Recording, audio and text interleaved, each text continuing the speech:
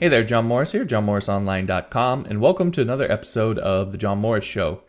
In this episode, I'm again going to be answering a question that I received over on Quora.com. And the question is, how can a freelancer win their first job on Elance? And how to make the client trust someone with no reputation on the site yet.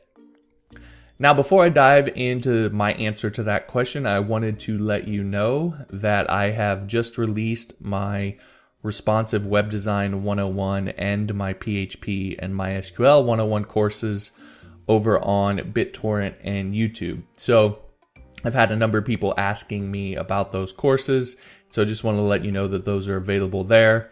Now, the easiest place to get the links to all my courses is to head on over to johnmorrisonline.com/training, and you'll see all of the courses that I have available there. So head on over there and check those out if you're interested in those courses. All right, so let's go ahead and dive into the answer to this question. So it goes on to ask, if the freelancer has a great portfolio and added all the required skills, the client will still look for how many jobs one completed and will also need to check previous ratings. And that is absolutely true. In the majority of cases, clients are going to look at your portfolio, your testimonials or / reviews on the site, and the amount of work that you've done on the site. So those things are all very important. They'll probably look at those things first before they actually read your service description and so forth. So what do you do if you're new to the site and you're trying to build some sort of trust in order to get hired? Because trust really is the most important thing. And I think that's the first part of my answer, the first thing to cover when we talk about being successful on these sites, is to understand that trust is far more important than talent. I see a lot of web designers and developers trying to sell on talent and completely ignoring trust. Now, that doesn't mean that you don't want to showcase your talent, but that does mean that you need to also develop trust with the client. And really, developing trust is probably going to get you further than once you reach a certain level of talent that you can display, then it's only going to get you so much. It's diminishing returns. At that point, you need to focus on trust. All right, so how do you do that? Well, the very first thing that, and again, I harp on this, if you've listened to the show for a while, I probably say this almost every episode. The most important thing that you can do is to be relevant, or to be specific, or to target correctly. I say it a number of different ways. But targeting a specific niche and positioning yourself as a specialist and an expert on that specific thing will do more for you in terms of gaining trust than almost anything else. Because clients will choose specialists over generalists almost always. Now, an example I like to use is the difference between a handyman and a plumber. So in the United States, on average, a handyman earns about $20 an hour, whereas a plumber earns at a basic level $45 to $65 an hour, and that's just for the basic stuff. Now, you could call both to have your pipes fixed, right? Most handymen or handy people can do some basic pipe work and basic fixing of your pipes. But who do most people call when they want their pipes fixed? They call a plumber, because he or she is a specialist in that craft. And that's the same idea when it comes to web design and web development. If a client sees someone who has positioned themselves as an expert on, say, building a WordPress plugin, has a portfolio of all the different plugins that they've created, has a bunch of reviews from clients they've created plugins for that rave about how great they were, and outlines in their service description the actual process or services that they give away or that they offer for building plugins. If you want a WordPress plugin built, you're probably going to hire that person over the person that says that they do plugins, they do themes, they do bug fixing, etc., etc.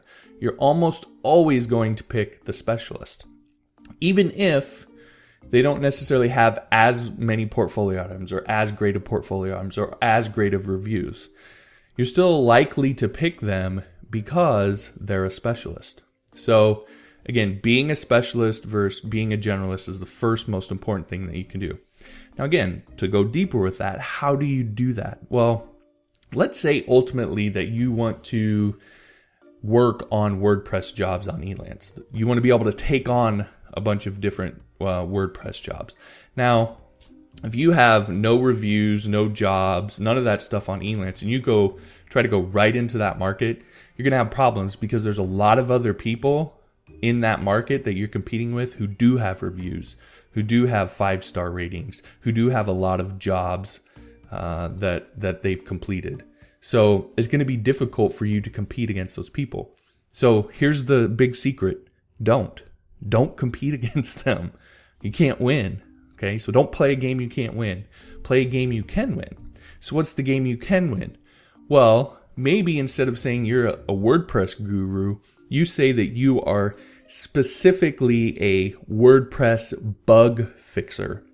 Your specialty is fixing bugs, or maybe it's even further. It's, fixing bugs in themes or fixing bugs in plugins, right? Or maybe you go specific by saying that you're not a WordPress generalist, but you pick a specific plugin that you see a lot of people need help with on sites like Elance and Freelancer. So you do some research and you see there's a lot of people asking for help with the WordPress SEO plugin, for example. I don't know if that's true, but let's just say so.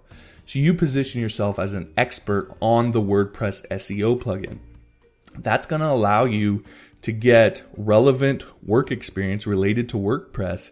But because you're going more specific, you have less competition.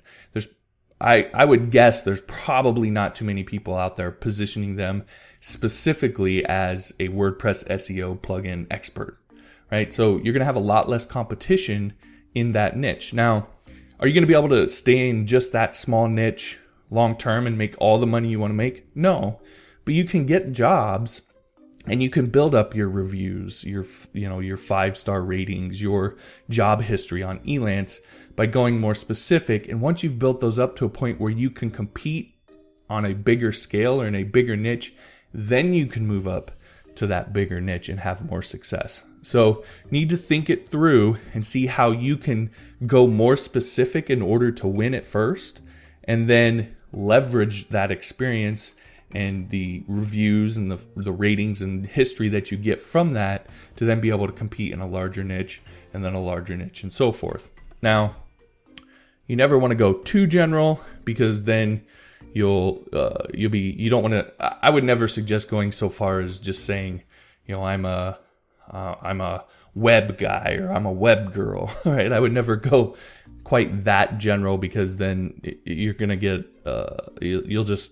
what you're trying to offer will never really resonate with anybody. But you can move from smaller niches up to bigger ones using that method. And that's what I would suggest you do. Second, if you're new to Elance, and I get this vibe from this question that this person has web design experience and has worked with clients before, but just has never been on Elance or oDesk. So if you have that experience and you're an experienced developer and you have portfolio items and so forth, then all you need to do is you need to make sure that you say on your profile, look, I'm new to Elance, so I don't have a lot of ratings and job history and so forth, but I've been a freelance web designer or developer for 5 years or 10 years or whatever it is. I've worked with X number of clients, and specifically say that, and then include in your portfolio the items that you've done off of Elance. Now, that's going to let people know that your job history and your ratings and stuff, the reason that you don't have a lot of them is because you're new to that particular site, not that you're new to web design. And you really need to make that distinction. Now, on the other hand, if you're totally new, if you're a totally new web designer and you're just getting started, then one of the things that you can do in this scenario is you can offer a limited time discount. Now, I recently finished a podcast where I said you should never compete on price, and I absolutely believe that. However, at first, you can use price to get you some jobs and get you some experience, understanding that you're not gonna make the money you want to make doing that, and it should be temporary, and you need to tell clients it's temporary. So I'm going to offer the first 10 clients a 20% discount. because you don't want to undervalue what it is that you do. So if you don't say that it's temporary and why it's temporary, then clients are going to think that that's just the regular price. And you need to make sure that that doesn't happen. So you need to say, I'm offering this limited time discount because I'm brand new and I'm building up my reputation. You just tell them straight out why you're doing it. And then offer that limited time discount. You'll get some business, and then when you reach whatever you set as your limit, whether it's time or number of projects, then you raise your price, and now you have ratings, you have reviews, you have job history, you have portfolio items, and so forth. Okay, so if you need to offer a limited time discount for a while, if you're brand new, go ahead and do that, but it should never be your long-term strategy. And you should also mention what the regular price is, right? So if you're charging regularly $3,000 for a new site build and temporarily charging $1,000 or whatever, then you should mention that. Hey, normally I charge $3,000, but because I'm brand new, I'm only going to charge $1,000. Okay, so just make sure that it's limited and that you tell them how much it's limited by, how long, and why. That way you set yourself up to be able to raise your prices later on. All right, next, this was mentioned in the question, but just again, for anybody who's listening, who may be new to this, your portfolio, your certifications, and your tests. Most of these sites have these things, and those things go a long way. Those are some of the things that people look at. Your portfolio, especially. One of the most powerful things that you can do is, as I mentioned in step 1, be relevant and then have a portfolio that backs that up. It's a powerful 1-2 punch for you to say, I am an expert in creating, WordPress plugins, and then you have a portfolio of 5 items that are different WordPress plugins that you've created. Yes, it's better if you had to go along with that testimonials from those clients and ratings from those clients.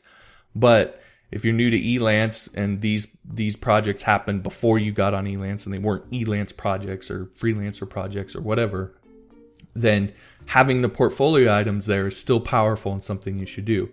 Now, if you, again, are brand new and don't have this stuff, go ahead and create it anyway. You don't have to create your portfolio items for a client. Nothing says that your portfolio items has to be filled with stuff you did for clients. It's better, yes.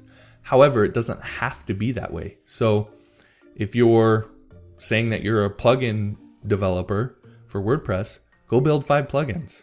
Put them on the repository if you need to, or just build them and take screenshots and show people on Elance what they look like.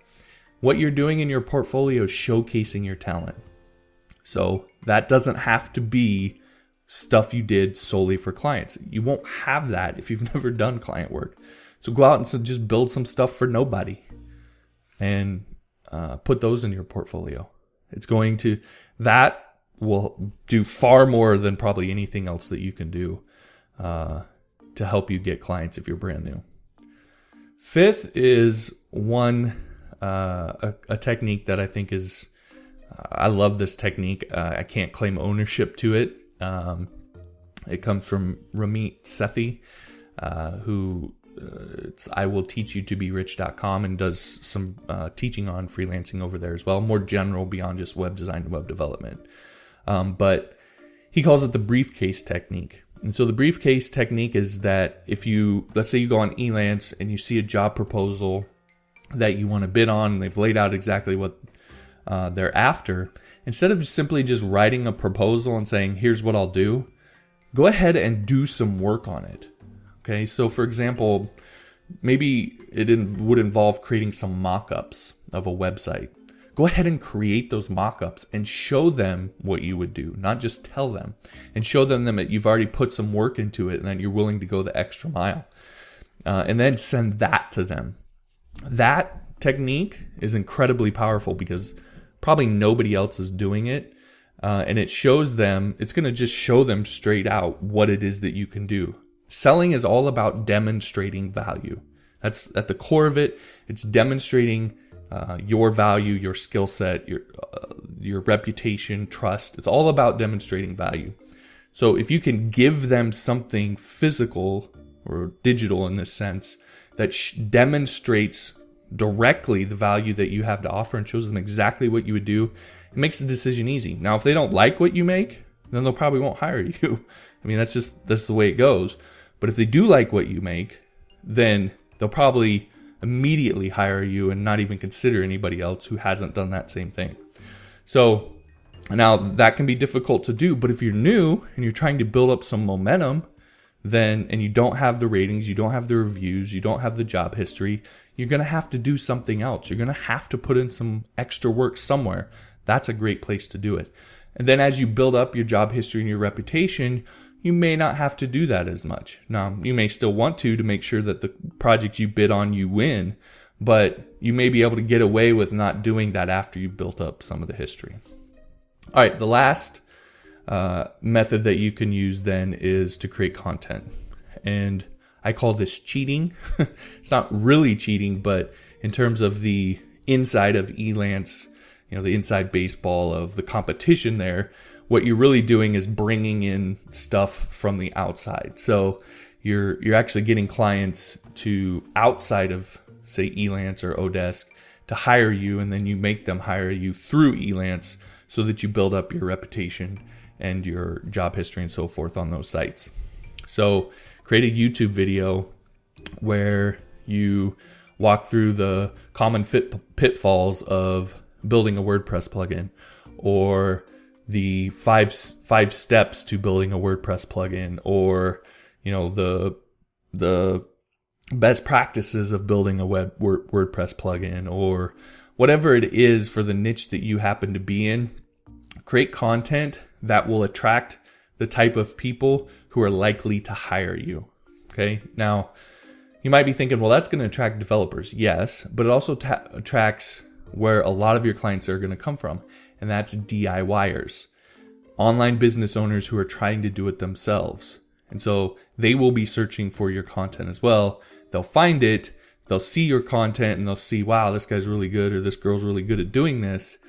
And then at the end of that content, you give a soft sell pitch and you say really something very simple. You say, now, if you don't want to do all this yourself and you'd rather just hire an expert to do it for you, then you can find my profile over on Elance and you can get in touch with me and we can talk about how I can build your plugin for you. And that's it. And then you just give them a link to your profile. If you create video after video after video after video, put it on YouTube where you do that, eventually you're going to have lots of people visiting those videos, and you're going to get a steady stream of people heading to your Elance profile. Now, you're not even competing with everybody on Elance. You're actually cheating, quote unquote, because you're bringing in people from the outside who come to Elance just to hire you. And at the end of the day, that's the big secret of how I was able to be successful on on Elance and oDesk and the other sites is I cheated. I brought in people from the outside. At the very beginning, there were some projects that I took on where I bid on jobs on Elance, but very quickly, what I did was I was getting quote requests from outside because of the content that I was creating, and I made those people hire me on Elance. So all the projects I was getting on Elance at that point were invite-only projects where I was the only one invited to them. Right? So I'm competing with nobody. And that helped me build up my job history and so forth on Elance. And then eventually, as I always recommend, I moved completely off of Elance and just started doing all of those projects on my own site once I had built it up enough. Okay, so that is the method that I would use to start winning jobs on Elance and oDesk and Freelancer, and how to create trust with clients so that they'll hire you. All right, so that'll do it for this episode of the show. I want to thank you for listening. If you have a question you'd like to ask me, you can head on over to Quora.com/JohnMorris-67. Ask your question and then go ahead and invite me to it, and I'll try to get it on the show. Also, you can tweet me at JPMorris using the hashtag JMOIWannaKnow. I'll try to get those on the show as well. If you haven't yet, wherever you listen, be sure to subscribe to the podcast. And also, if you got value from this episode, please be sure to like it so that I know that you're getting value from the topics that I'm covering and the information I'm putting out. All right, and if you haven't yet, then head on over to johnmorrisonline.com and download my 7 strategies to turn your code into cash cheat sheet. Thanks for listening. I'll talk to you next time.